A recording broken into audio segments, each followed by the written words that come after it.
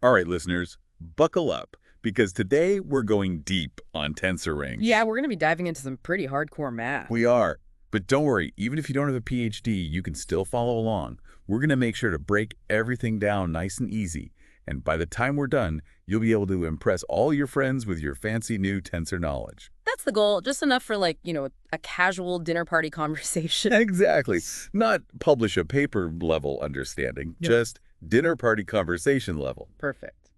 So, to get us started, imagine working with a data set so big, it's like you're looking at this giant, multi-layered cake. You can't just eat the whole thing in one bite, right?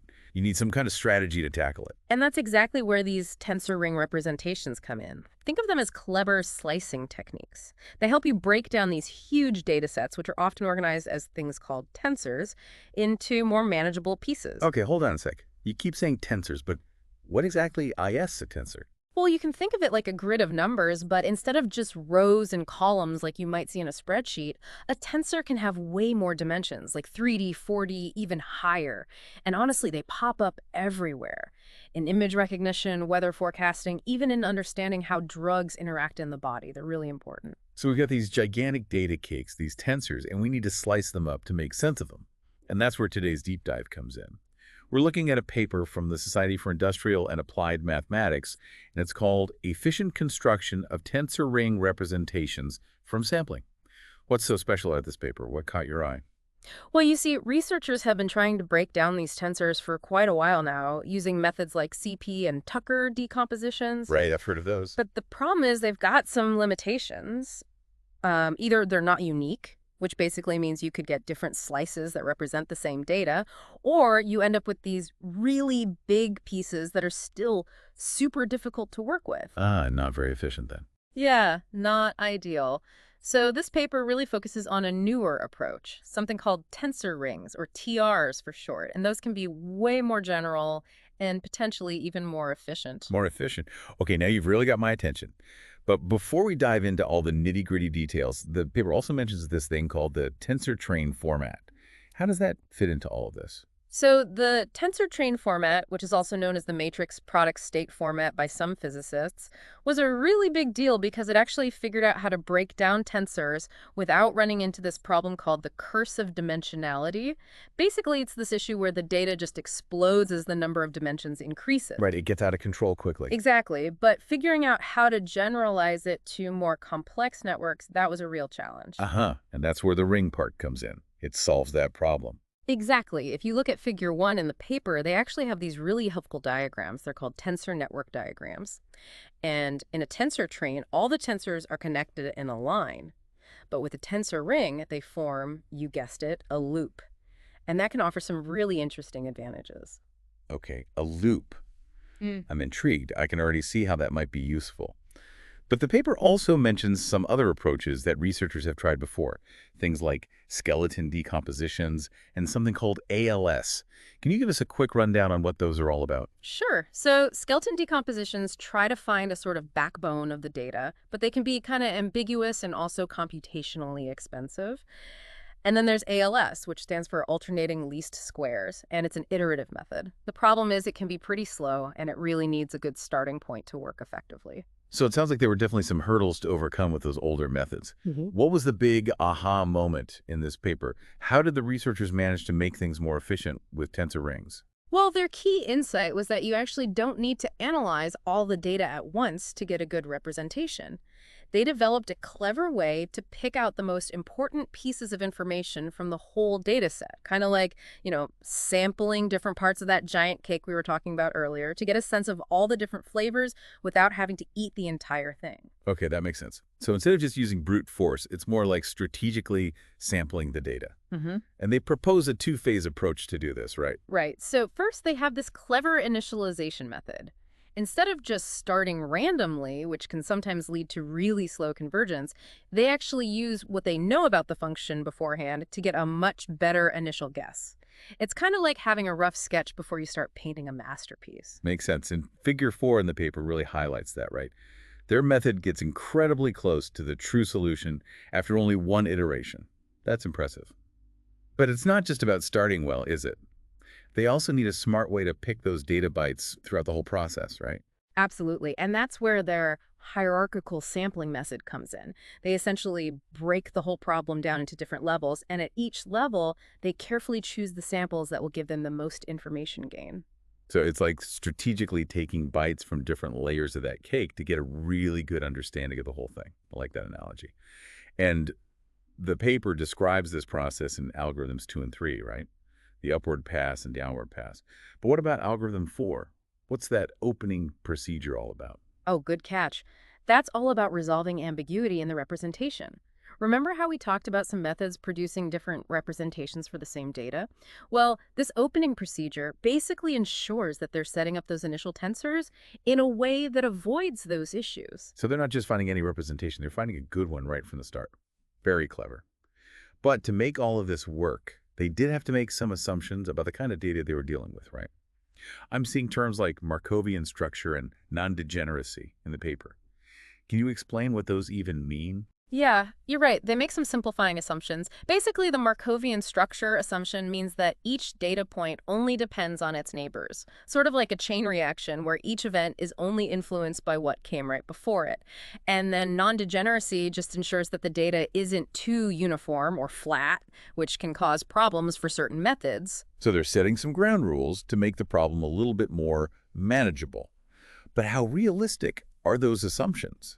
I mean, real-world data can be pretty messy. It doesn't always play by the rules.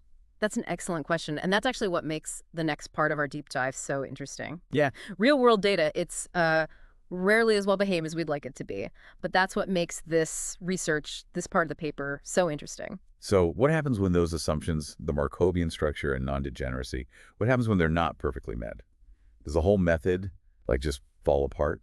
Actually, no, not at all. The researchers, they actually did some really clever mathematical proofs to show that their initialization method, even if the data isn't perfectly Markovian, it's still stable. It still gives you pretty good results. It's surprisingly robust. So it can handle a little bit of messiness. Exactly. And to really see how well it performs, they ran it through a bunch of numerical examples. Always going to test it out in the wild, right? Yes. So what kind of examples did they use? Well, first they started with what they call a toy function. Basically, something simple enough that you can really analyze it in detail, see how the method is working, like a proof of concept. Right, got to start somewhere. Yeah. And what did they find with this toy function? Well, they found that even when they only used a small number of samples, the tensor ring representation could actually be more accurate than the tensor train format in certain situations. So not only was it more efficient, but it was potentially more accurate too. And it did a better job of capturing the actual structure of the function. Wow, so a win-win. More efficient and more accurate. But I'm guessing they didn't just stick with toy problems. Oh no, they definitely didn't stop there. Next, they moved on to something called the Ising spin glass. Okay, now that sounds a lot more complicated. What is an Ising spin glass? It's a classic problem in statistical mechanics. It's used to model all sorts of things, like magnetic materials, and it gets really complex, really fast, as the number of dimensions increases. All right, so we're stepping up the complexity here. How did the tensor ring method handle this more challenging problem? That's where it gets really impressive. Their method, they call it ITRALS, showed a huge speed advantage over the traditional TRALS method, especially in those high dimensions. Like, imagine trying to solve a giant puzzle. Their method is finding all these shortcuts to put it together way faster. That's amazing. Okay, I'm starting to see why this paper is so exciting. But they didn't stop there, did they? The paper also mentioned something about a parametric partial differential equation, a PDE. Are there any limits to what these tensor rings can handle? Yeah, they really wanted to push it to the limit. PDEs are notoriously difficult to solve, especially when you have a lot of parameters to consider. But this example really highlights how tensor rings could potentially be used to tackle problems where traditional methods just don't cut it. It's like opening up this whole new toolbox for solving complex systems. Wow, that's incredible. So we've seen how tensor rings can efficiently and accurately represent all sorts of functions. From simple toy problems to complex physics problems, it seems like they can handle it all. But before we wrap things up, I think it's important to point out something that the paper really emphasized. It's not always about finding the absolute most accurate solution, right? You got it. Sometimes a good approximation, something that's close enough, is actually way more valuable than a perfect solution that takes forever to compute or needs a ton of memory. It's all about finding that sweet spot between accuracy and efficiency. So it's about choosing the right tool for the job. You wouldn't use a sledgehammer to track a walnut. Sometimes a smaller, more precise tool is what you need. Exactly. And that's where tensor rings really excel. They give you a way to compress these massive data sets without sacrificing too much accuracy, making them much easier to work with and understand. They're like the Marie Kondo of data, sparking joy by tidying up and making things more efficient. I love that analogy. But, some people might be wondering, why should I care about efficient data representation? That's a fair point. What's the big picture here? Why does all this matter? Well, think about it. These huge data sets are popping up everywhere in scientific research, personalized medicine, artificial intelligence, and the list goes on.